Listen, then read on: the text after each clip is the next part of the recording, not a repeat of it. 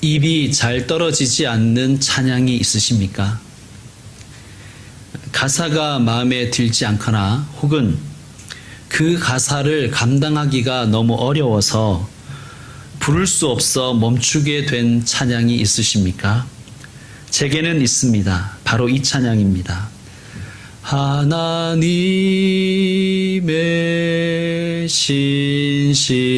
신실한 친구 되기 원합니다. 저는 이 가사가 참 어렵습니다. 그래서 이 가사는 잘 부르지 않습니다. 저는 사실 이 찬양을 무척 좋아합니다. 가사가 너무 좋아요. 나 무엇과도 주님을 바꾸지 않으리, 다른 어떤 은혜 구하지 않으리, 오직 주님만이 내 삶의 도움이시니 주의 얼굴 보기 원합니다. 주님 사랑해요. 온 마음과 정성 다해. 여기까지는 마음에 드는데 그 다음 가사가 하나님의 신실한 친구 되기 원한다니, 저는 이 가사가 나오면 멈추거나 혹은 자체적으로 개사를 해서 부릅니다. 하나님의 신실한 제자 되기 원합니다. 혹은 하나님의 신실한 종이 되기 원합니다. 다니엘 기도회가 진행 중에 있습니다.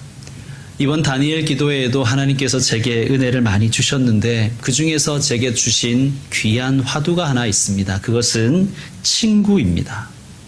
정말 말도 안 되지만 하나님은 이 자격 없는 우리를 친구 삼기 원하신다는 사실입니다. 그리고 저 역시 감히 하나님의 친구 되기를 원하고 기도하기 시작했습니다. 친구란 어떤 존재일까요? 다니엘 기도회 강사님 중에서 유진소 목사님이라는 분의 설교가 제 가슴에 박혔습니다. 이분이 이런 말씀을 하셨습니다. 하나님은 친구를 찾고 계신다고.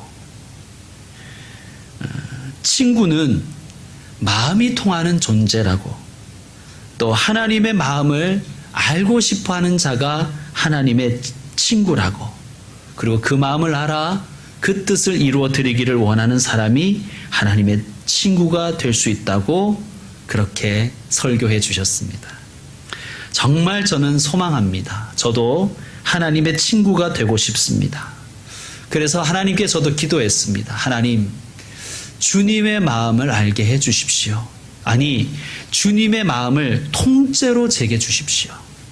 여러분, 마음이 통하면 친구잖아요. 남녀노소에 상관없이, 계층에 상관없이 마음이 통하면 친구가 되지 않겠습니까? 오늘 우리가 읽은 본문 말씀에도 하나님의 친구 한 분이 등장합니다. 누구입니까? 바로 사도 바울입니다.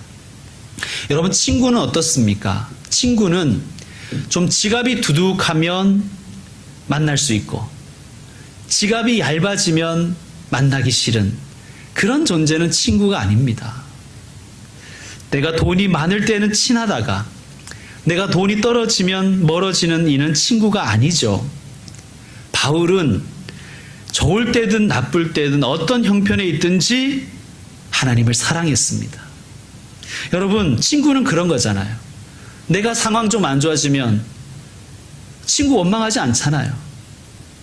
내가 너 만나고 나서 되는 게 하나도 없다고. 그러지 않지 않습니까? 친구는 내가 좀 힘들어도 그냥 그 사람하고 있으면 좋은 게 친구 아닙니까? 바울은 어떤 형편에 있든지 하나님을 사랑했습니다. 하나님을 찬양했습니다. 그리고 어떤 형편에 있든지 어디서든지 예수님을 증언했습니다. 왜 그랬을까요? 예수님 증언하는 것이 하나님의 마음이니까. 하나님이 그것을 기뻐하시니까 이 바울은 그렇게 했습니다. 하나님은 모든 사람이 예수님을 알고 예수님을 믿어 멸망받지 않고 지옥에 가지 않기를, 구원받기를 원하십니다. 그것이 하나님의 마음입니다. 이 하나님의 마음을 바울이 알았던 거예요. 그리고 그 마음을 받았습니다. 그리고 그 마음을 가지고 예수님을 증언했습니다. 어디에서나 말이죠. 오늘 본문에는 세 개의 도시가 나옵니다. 데살로니가, 그리고 베레아, 아테네죠. 이 세 도시가 나옵니다. 어디에 가나 바울은 어떤 환경에든지 누구를 만나거나 복음을 전했습니다. 첫 번째 도시가 어디였습니까? 데살로니가였습니다. 우리 3절 말씀 다시 한번 읽어봅시다. 3절 시작. 뜻을 풀어 그리스도가 해를 받고 죽은 자 가운데서 다시 살아나야 할 것을 증언하고 이르되 내가 너희에게 전하는 이 예수가 곧 그리스도라 하니 아멘. 자, 바울이 전한 내용이 뭐예요? 바울은 복잡한 말씀 다 생략하고 핵심이 뭐냐? 그리스도의 십자가와 부활을 전했습니다. 2절 끝에 보시면 성경을 가지고 강론하며 이렇게 돼 있죠. 그리고 3절 초반에 뜻을 풀어. 그러니까 성경을 가지고 강론하며 뜻을 풀어주었다는 거예요. 그러니까 교보제는 뭐예요? 오직 성경. 오직 성경을 가지고 강론했대요. 강론이 뭐냐 하면 이게 질의응답식 설교라고 생각하시면 됩니다. 뜻을 풀어주었대요. 그러니까 질의응답하면서 뜻을 풀어주었답니다. 성경을 가지고 핵심이 뭐예요? 예수님이 그리스도다. 그리스도의 죽음과 부활에 대해서 그는 증언했습니다. 여러분, 그러므로 우리는 가르치는 자 되기를 소망해야 됩니다.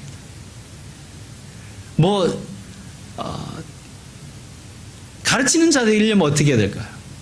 배우는 자가 먼저 돼야 되겠죠. 우리가 하나님의 친구 되기 위해서 우리가 해야 될 첫 번째 일은 배우고 가르치는 일에 거하는 것입니다. 자, 다음 도시가 어디입니까? 베레아입니다. 그런데 11절 말씀을 미루어 보건대 바울은 베레아에 가서도 강론하며 뜻을 풀어 가르쳤습니다. 내용이 뭐였을까요? 그리스도의 죽음과 부활입니다. 그 다음 도시는 아테네입니다. 여기 성경에는 아덴이라고 되어 있는데 우리는 아테네로 잘 기억하고 있죠. 자, 18절 끝부분을 보시면 뭐라고 되어 있냐면 이는 바울이 예수와 부활을 전하기 때문이로라. 역시 그는 아테네에 가서도 예수님의 부활과 예수님의 십자가와 부활을 증거했습니다. 언제나 어디서나 누구에게나 전했습니다. 우리는 어떻습니까? 어떤 목사님의 예화를 하나 말씀드리겠습니다. 그 목사님이 하루는 교회에서 이제 준비를 하고 계신데, 설교 준비를 하고 계시는데, 한 권사님이, 그 교회 권사님이 갑자기 찾아왔더래요. 그리고는 목사님, 오늘 저와 좀 어디 좀 가셔야 되겠습니다. 그러면서 목사님을 끌고 막 가더랍니다. 어딘데요? 비밀입니다. 따라만 오십시오. 그리고는 목사님을 모시고 간 곳이 인천에 있는 한 냉면집입니다. 세숫대야 냉면집. 이 목사님의 교회가 상계동에 있었거든요. 서울 상계동에. 서울 상계동에서부터 인천까지 굉장한 거리 아닙니까? 자, 여기에 와서 이 권사님은 이제 냉면을 시켜놓고는 계속 목사님에게 묻더라는 거예요. 목사님 어때요? 목사님 맛있죠? 목사님 괜찮죠? 목사님이 성질이 확 나더래요.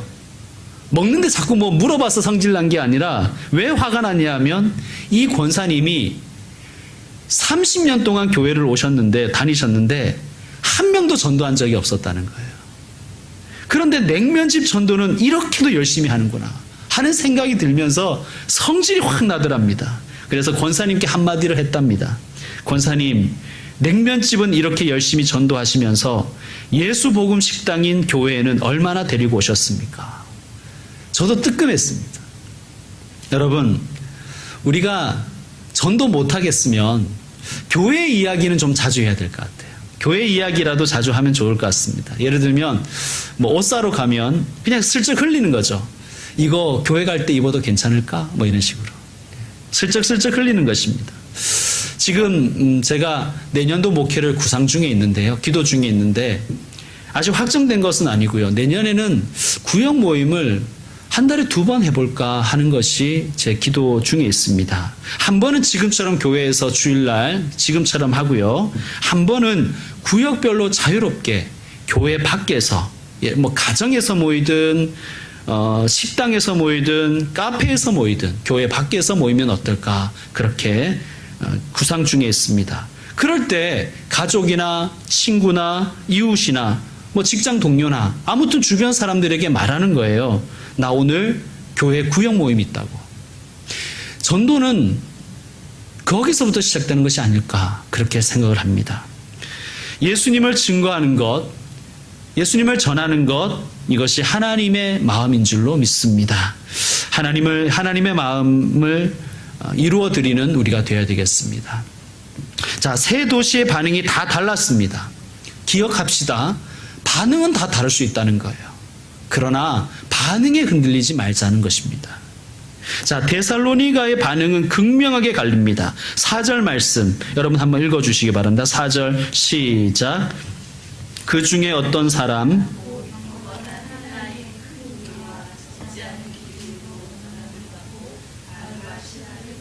아멘. 복음을 잘 받아들인 사람들이 있었습니다. 그러나 빛이 강하면 그늘도 짙은 것이 진리죠. 복음을 거부한 이들도 있었습니다. 복음을 거부한 정도가 아니라 깡패들을 동원해서 전도를 방해했습니다. 5절 말씀 같이 읽어봅시다. 시작.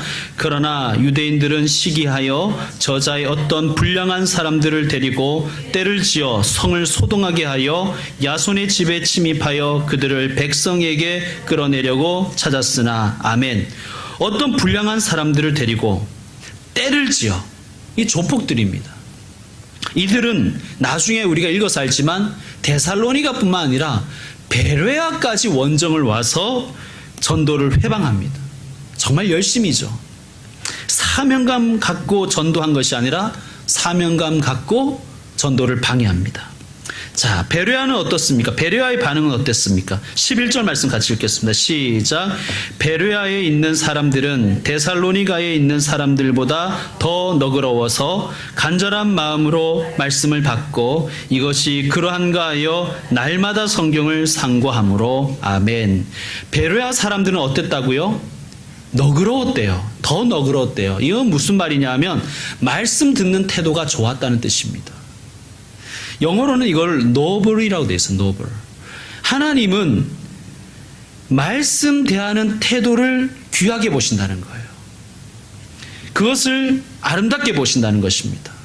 여러분, 태도가 중요하지 않습니까? 자세가 90%입니다. 베레아 사람들은 마치 스펀지가 물을 빨아들이듯이 마른 논에 물이 들어가듯이 복음을 쫙쫙 빨아들이더라는 거예요. 저는 우리 교회가 이랬으면 좋겠습니다. 베레아 사람들처럼 간절한 마음으로 말씀을 받았으면 좋겠습니다. 또 베레아 사람들은 날마다 말씀을 성경을 상고했다고 되어 있어요. 상고가 뭐냐 하면 다시 읽고 분석하고 체계화시키는 것을 상고라고 합니다. 공부 좀 하는 아이들을 보면 이렇게 하잖아요. 스스로 복습하고 분석해보고 그리고 자체적으로 나름대로 체계화합니다. 한마디로 이들은 말씀을 사모했습니다. 아테네에서는 어땠습니까? 아테네는 어떤 도시죠? 우리가 알고 있는 대로 아테네는 철학의 도시입니다. 21절에서도 통해서도 알 수 있지만 아테네 사람들은 새로운 것에 대한 호기심과 관심이 매우 높았습니다. 전도를 해보면 알지만 관심을 가져주면, 아니 들어주기라도 한다면 얼마나 힘이 납니까? 아니 들어주는 것은 바라지도 않아요. 전도지라도 받아주면 그냥 마음이 흐뭇하지 않습니까? 그런데 아테네 사람들은 반응이 좋았다는 거예요. 자, 18절을 보면 바울이 전하는 전도에 대해서 관심을 가져주는 사람들이 나옵니다. 누구죠? 에피크로스와 스토아 학자들이 나옵니다. 우리가 많이 들어봤죠. 어떻게 했다는 거예요? 이 에피크로스와 스토아 학자들이 바울과 쟁론을 했다는 거예요. 쟁론을. 자, 에피크로스는 쾌락을 추구하는 철학자들입니다. 여러분, 유럽에는 집시라는 사람들이 있죠. 집시. 이들이 집시라고 생각하시면 돼요. 흔히 자연주의자들이라고 그러죠. 이들은 선악의 구별도 없습니다. 주어진 그대로 자연스럽게 살자는 사람들입니다. 히피 같은 사람들이죠. 반면 스토아파는 제논이라는 사람이 창시했는데 이성을 중시하고 금욕 생활하고 범신론을 가지고 있었습니다. 범신론은 모든 것에 신이 있다는 그러한 사상입니다. 불교 사상하고 비슷하죠. 뉴에이지와도 비슷한 면이 있습니다. 자, 이런 사람들이, 이런 철학자들이 관심을 가지니까 바울이 신났습니다. 그래서 쟁론을 했다고 되어 있죠. 여러분, 구역 모임이든 성경 공부 모임이든 설교든 반응이 있으면 가르치는 자가 신이 납니다. 왜냐하면 바울이 이제 물을 만난 거예요. 바울도 꽤 많이 공부했는 사람이거든요. 그런데 문제는 여기까지죠. 아테네 사람들은 21절을 참고해서 볼 때 새로운 것에 대한 호기심도 많고 관심도 많지만 그냥 거기까지인 거예요. 그 새로운 것을 말하고 듣는 것에만 그치는 거예요. 저는 이런 경험 해봤습니다. 전도해보면 반응이 너무 좋은 거예요. 막 말도 잘 들어주고 때론 질문도 하고 때론 토론도 합니다. 너무 반응이 괜찮은데 교회는 안 오는 거예요. 예수님은 안 믿는 거예요. 그런데 반대로 뭐 관심도 없고 뭐 얘기를 해도 시큰둥하고 뭐 잘 이해하지 못하는 것 같은데 영접기도 합시다 하면 영접기도 하는 거예요. 그런 경우를 자주 봤습니다. 여러분, 전도는 우리가 하는 게 아닙니다. 하나님이 하시는 것일 줄로 믿습니다. 사실 바울의 이 아테네 선교는 별 열매가 없었습니다. 큰 열매가 없었습니다. 그래서 어떤 학자들은 이 아테네 선교를 실패한 선교라고 규정합니다. 그런데 저는 생각이 다릅니다. 저는 실패라고 생각하지 않습니다. 하나님의 관점에서 성공과 실패는 꼭 땅의 열매와 일치하는 것은 아니기 때문입니다. 자, 데살로니가와 베레와 그리고 아테네의 반응은 다 달랐습니다. 근데 바울이 어땠어요? 바울이 이 반응에 흔들렸나요? 그렇지 않죠. 저는 이것이 중요하다고 생각합니다. 우리가 이걸 배워야 돼요. 저도 그렇지만 여러분도 그렇고 우리들은 사람들의 반응에 너무 민감해요. 사람들의 반응에 따라서 나의 행동을 결정하죠. 근데 예수님은 그렇게 말씀하지 않으셨잖아요. 남이 너희가 너희에게 대접하는 대로 너희도 남을 대접하라. 이렇게 말씀하지 않으셨죠. 남이 너희에게 너희가 남에게 대접을 받고 싶은 대로 너희가 남을 대접하라. 그러니까 자기가 주체가 되라는 거예요. 상대방의 반응의 주체, 나에 흔들리지 말고 상대방에게 내가 받고 싶은 대로 그대로 행하면 된다는 말씀입니다. 예수님 믿고 살다 보면 혹은 예수님 한번 전해볼까 하는 생각을 가지면 참 마귀가 많이 방해하는 것 같아요. 제가 언젠가 신방을 한번 갔는데 신방 설교는 그렇게 길지가 않잖아요. 그죠? 주일 예배 설교같이 길지 않잖아요. 그 핵심만 전하는데 이분이 계속 전화를 만지작 거리는 거예요. 그러고는 이렇게 설교를 하고 있는데 전화가 왔는지 전화 들고 나가는 거예요. 참 난감하더라고요. 우리가 때로 우리가 가지고 있는 그 첨단 기기들이 우리의 신앙을 방해할 때가 있습니다. 우리가 어떤 것을 전하고자 할 때 방해가 될 때가 있습니다. 마귀가 방해하는 것이죠. 우리는 그러므로 이 마귀가 우리가 전도하는 것을 방해한다는 것을 언제나 우리는 기억하고 대비해야 됩니다. D.L. 무디라는 분이 있어요. 이게 위대한 전도자입니다. 이분이 하루는 역시 집회에서 복음을 전하려고 강단에 딱 섰습니다. 그리고 이분은 먼저 강단에서 설교하기 전에 간증하기 전에 복음을 전하기 전에 기도를 먼저 하세요. 딱 기도를 하는데 기도를 하고 눈을 딱 떠보니까 이 강대상 위에 쪽지가 하나 딱 올라온 거예요. 여러분, 우리도 가끔 그러잖아요. 이렇게 뭐 긴급하게 광고할 일이 있으면 쪽지를 올리잖아요. 그래서 쪽지를 이렇게 펴서 딱 봤답니다. 그리고 거기에 이렇게 쓰여 있더래요. 바보. 얼마나 열을 받았겠어요. 성질이 확 나죠. 막 맥이 쭉 빠지죠. 짜증 나죠. 여러분, 마귀는요, 이 무디의 마음을 흔들어 버리려고 하는 거예요. 여러분, 설교자들이나 전도자들은 그래요. 만약에 누가 앞에서 조금만 깔짝거려도 신경이 딱 쓰이잖아요. 그러면 그때부터 머리가 하얘질 때가 있어요. 자, 이제 복음을 증거하려고 하는데 바보 하고 쪽지가 딱 올라오니까 얼마나 짜증이 났겠어요. 그럴 때 하나님께서 이 무디 선생님에게 영감을 주시는 거예요. 그리고 지혜를 주셨습니다. 그리고 무디가 이렇게 얘기했대요. 방금 기도 쪽지가 하나 올라왔는데 내용은 없고 이름만 적어서 올리셨네요. 이랬대요. 여러분 잊지 마십시오. 우리가 좀 하나님의 친구가 좀 되어 보려고 하면 방해가 많습니다. 그런데 절대로 마귀의 해방과 사람들의 반응에 너무 흔들리지 마십시오. 낙심하지 마십시오. 우리가 할 일을 하면 됩니다.